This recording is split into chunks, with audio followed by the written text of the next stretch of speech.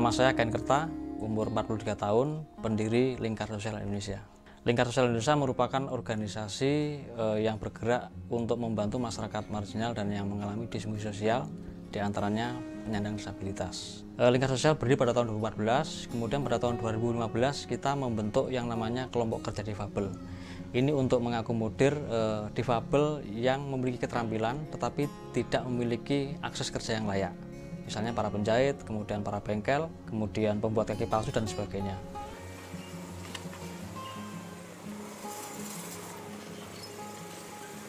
Di masa pandemi ini mereka semua kehilangan pekerjaan karena berhentinya job-job yang biasa mereka terima.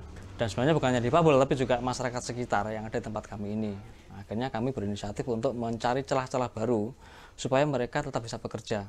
Di antaranya adalah kita mengambil peluang masker 3 lapis, jadi 2 lapis kain dan 1 lapis filter, kemudian baju hazmat atau alat pelindung diri. Standarnya kita diskusikan dengan teman-teman di PKRS Rumah Sakit Jiwa Lawang, sehingga ini juga akhirnya juga menjadi brand bahwa masker kita standar medis. Selain APD dan masker, kita juga memiliki batik ciprat berbahan dasar alami, warna alami, dan batik yang dibuat oleh teman-teman tunanetra. Kita juga membuat kesep dari kain perca, kemudian dompet dan tas itu juga dari kain perca.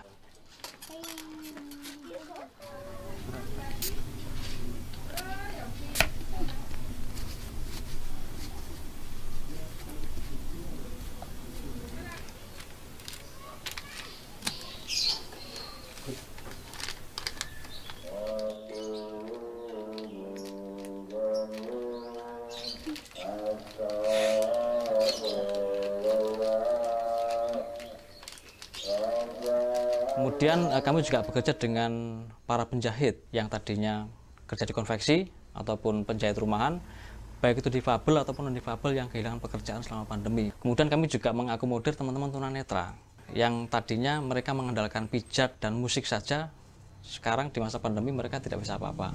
Jangankan mau pijat, orang salaman saja takut gitu ya. Mereka semuanya bergabung di sini. Saat ini sudah tergabung sekitar 36 penjahit dari difabel, orang tua dari disabilitas maupun dari masyarakat sekitar. Ya, kami sangat patuh pada himbauan pemerintah terkait social distancing, kemudian physical distancing, ini untuk membantu percepatan mengatasi pandemi. Oleh karena itu kita bekerja di rumah.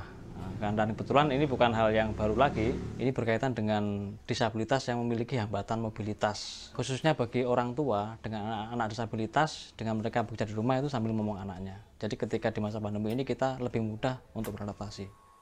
Nah, jadi kita kumpul di sini, di rumah dapur ini hanya untuk koordinasi, misalnya untuk menghitung harga pokok produksi ketika ada garapan baru, kemudian cara pengerjaan, kita sedikit briefing, dan kemudian teknik upah. Pemasaran melalui online dan offline. Online kita melalui media sosial, teman-teman banyak yang punya Facebook, kemudian punya WhatsApp, kemudian offline kita juga dari teman ke teman. Jangkauan masker kita dan APD sudah sampai ke Sulawesi, kemudian Tarakan atau Kalimantan Utara, kemudian juga ada yang Aceh, kemudian Jakarta, Jogja, dan sebagainya. Dengan Ken Kerta nih, dari Umat Difabel, ada yang bisa dibantu? Oh iya ya, bisa. Untuk pesanan masker bisa. Kami berharap semoga pandemi segera berakhir. Karena ini apapun situasinya, sekalipun kita tetap bisa bekerja saat ini, yang namanya pandemi juga membatasi.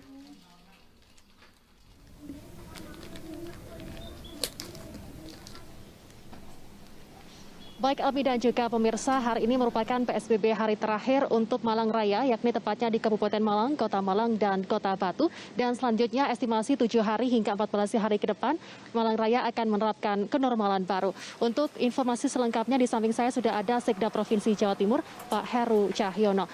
Pak, berkaitan dengan normal baru, kota mana saja yang akan menerapkan normal baru di Jawa Timur ini, Pak? Yang utama adalah ada beberapa kota yang masuk di dalam PSBB. Jadi hikmah adanya pandemi ini selain negatif ya, di beberapa bidang mungkin di pekerjaan, kesehatan dan sebagainya, kami juga bisa memetik hikmah positifnya. Di antaranya kami kelompok difabel itu akhirnya dipacu untuk lebih kreatif, lebih aktif lagi bertahan hidup, dan itu akhirnya juga tercapai. Jadi dua hal yang penting di masa pandemi ini bagi difabel adalah yang pertama kebutuhan pangan hari ini, karena beberapa mereka kan sempat kehilangan pekerjaan Tapi makan tetap harus ada. Nah, di sini akhirnya kita membuka ruang bagi siapapun yang bekerja sama, para dermawan dan lembaga yang ingin menyalurkan bansos pangan. Dan ini yang nampak sekarang ini adalah dari Mbak Angki, staf presiden, melalui Yayasan Disable. Yang besok kami akan kirim arahnya selain ke Karangploso juga ke Malang Selatan. Jadi kita sasaran utamanya adalah difabel prasejahtera yang terdampak COVID.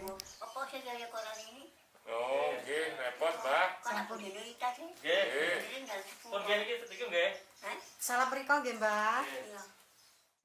Semua yang terjadi di alam semesta ini sudah dalam garisnya.